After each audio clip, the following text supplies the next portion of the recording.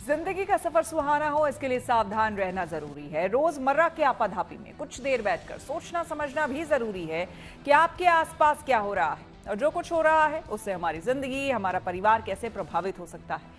इसलिए हॉर्न बजाकर बाखबर करने वाली खबर जरूरी होती है। और आज की ये खबर हम सबकी जिंदगी से जुड़ी है।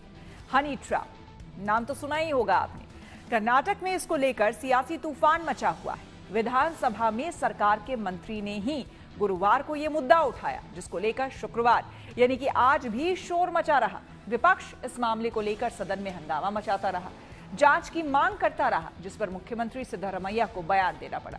लेकिन हनी ट्रैप का यह मुद्दा अभी और सियासी तूल पकड़ सकता है, क्योंकि मामला सियासतदानों से लेकर कई हस्तियों से जुड़ा है।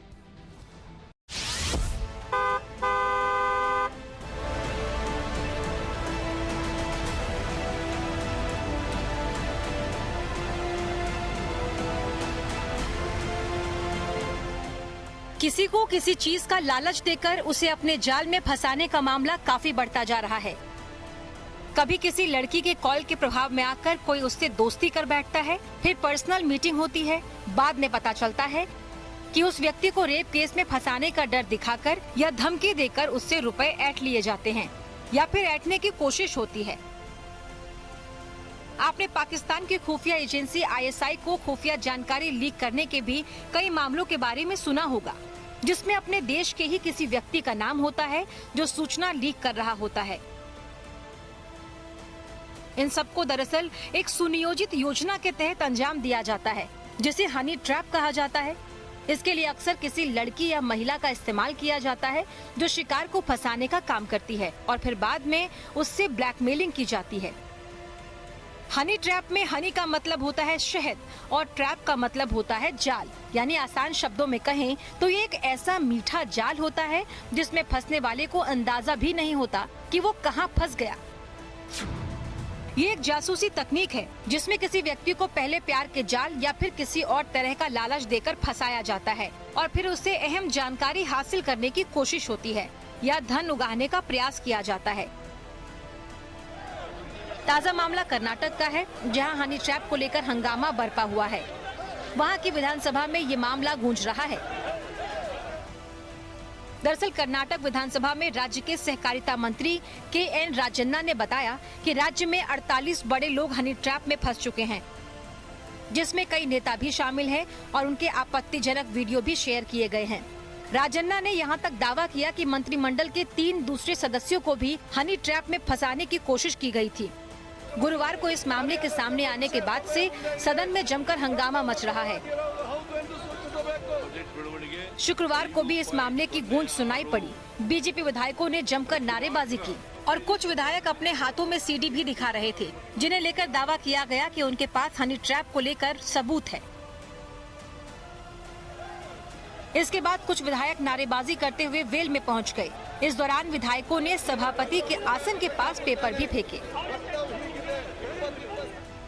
कर्नाटक की कई पार्टियों के विधायकों ने आरोप लगाया है कि यहाँ की सियासत में हनी ट्रैप एक हथियार के रूप में इस्तेमाल हो रहा है। राजनीतिक महत्वाकांक्षाओं को गलत तरीके से साधने के लिए कुछ लोग इसका इस्तेमाल कर रहे हैं। हालांकि वो कौन लोग हैं, इसका पता तो मामले की जांच से ही चल सकता है। लिहाजा विपक्ष इस मामले की CBI से जांच कराने की मांग कर रहा है। The Congress government is trying to cover up the issue. It's the responsibility of the Honorable Chief Minister to take up this matter seriously and order for thorough investigation. So Bharatiya Janata Party as well as JDS, our demand is the state government should hand over this investigation either to the CBI or sitting High Court judge has to investigate this matter. Honey trap मामले में जिम्मेदार लोगों को बर्खास्त करने और सदन की गरिमा बनाए रखने के लिहाज से मुख्यमंत्री से जवाब की मांग की। इस मुद्दे पर सदन में मुख्यमंत्री सिद्धरामैया ने मामले की जांच की बात कही। साथ ही ये भी कहा कि इसमें किसी को बचाने का सवाल ही नहीं है। उन्होंने कहा कि ये सरकार की जिम्मेदारी है कि इस मामले में कोई बचने न पाए और दोषियों को कानून के मुताबिक सजा दी जाए। ऑपोजिशन बेंच जो बीजेपी MLA से आज सुबह से CM सिद्धरामैया से क्लैरिटी मांग रहा है कि किस तरफ की इन्वेस्टिगेशन होगी। क्या ADGP लेवल की ऑफिसर इन्वेस्टिगेशन करेंगे या सिटिंग हाईकोर्ट जज से करवाएंगे? क्या रहेगा इन्वेस्टिगेशन का पूरा ओपन सीक्रेट रहेगा या it's a close door meeting रहेगा, इन्वेस्टिगेशन कैसा रहेगा? जो बीजेपी का सवाल था, सीएम ने सेशन में बताया कि एक हमने ऑलरेडी अनाउंस किया कि एक हाई लेवल इन्वेस्टिगेशन होगा, बट अब तक जो रिटर्न कंप्लेंट नहीं दिया है उसके वजह से हम और चर्चा नहीं कर पाएंगे। हाउस को अलाउ कीजिए डिस्कशंस के लिए कि सीएम ने बताया था। फिर भी बीजेपी ने रकस क्रिएट किया। बाद में जब फाइनेंस बिल पेश किया गया, जब बीजेपी एमएलए सारे के सारे जो बिल के कॉपी थे उसको फाड़ के स्पीकर की तरफ फेंक दिए, तब असेंबली एडजर्न हुआ। आरोप लगाए जा रहे हैं कि हनी ट्रैप का ये मामला सीएम की कुर्सी की लड़ाई का नतीजा है, लेकिन कांग्रेस इसे बीजेपी की ओछी राजनीति करार दे रही है। There are complaints within BJP itself. They themselves are trying to trap their own members. So they don't have any moral right to try to link this issue to the seat of CM. I think they're stooping down to the lowest levels.